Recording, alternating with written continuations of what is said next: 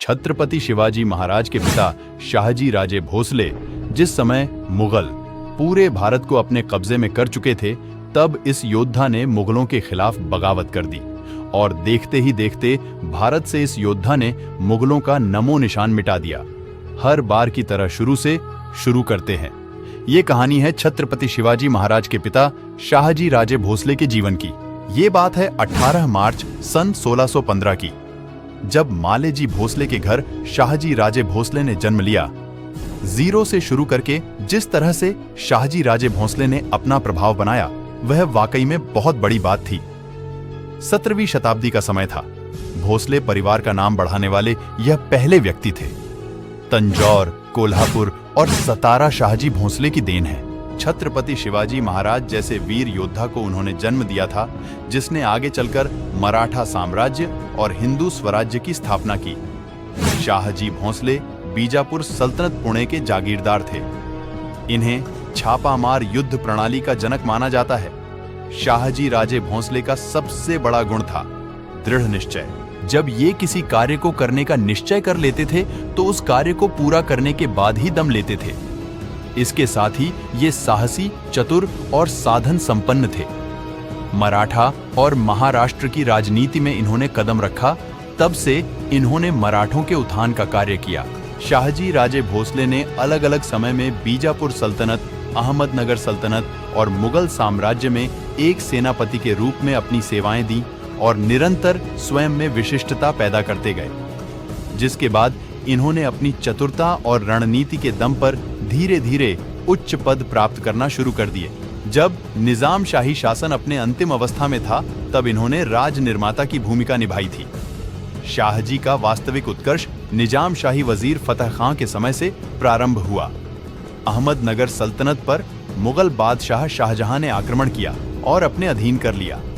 इस युद्ध में निजाम शाह फतेह खां मारा गया। इस घटना से शाहजी राजे भोसले को भी झटका लगा। निजाम शाह की हत्या के बाद राज्य की संकटाकीर्ण परिस्थिति में मुगलों की नौकरी छोड़ शाहजी ने 10 वर्षीय बालक मुर्तजा शाह द्वितीय को सिंहासन पर बिठाकर मुगलों से तीव्र संघर्ष किया। निजाम शाही राज्य की समाप्ति पर इन्होंने बीजापुर राज्य का आश्रय लिया, लेकिन धीरे धीरे इन्होंने अहमदनगर सल्तनत गंवा दी। मुगल बादशाह शाहजहां के अधीन होने के बाद शाहजी राजे भोसले अहमदनगर सल्तनत को छोड़कर बीजापुर सल्तनत में चले गए और वहां पर कार्य प्रारंभ किया।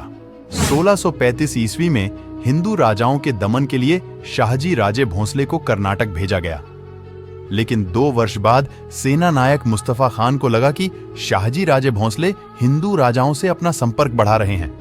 इसी संदेह के चलते उन्होंने शाहजी राजे भोसले को बंदी बनाकर कैद कर लिया। सन 1639 में बीजापुर के आदिल शाह ने इन्हें मुक्त करवाया और फिर से कर्नाटक की जिम्मेदारी सौंपी। इस बार शाहजी राजे भोसले ने वीरता और रणनीतिक चातुर्य का परिचय देते हुए गोलकुंडा के शासक मीर जुमला को धूल चटा दी। सन 1651 ईस्वी में छत्रपति शिवाजी महाराज की शक्ति और साम्राज्य निरंतर बढ़ता जा रहा था। मुगल सेना उनसे बहुत आतंकित थे। शाहजी राजे भोसले को आदेश दिया गया कि छत्रपति शिवाजी महाराज को रोका जाए। इस समय तक शाहजी राजे भोसले अपने पुत्र छत्रपति शिवाजी महाराज से अलग हुए लगभग 12 वर्ष का समय बीत चुका था, और यह समय था पिता पुत्र के पुनः मिलन का। शाहजी राजे भोसले छत्रपति शिवाजी महाराज को सामने देखकर बहुत खुश हुए और उन्हें गले से लगाया। साथ ही जीजाबाई से भी पुनः रिश्ता कायम किया। जनवरी 1664 की बात है।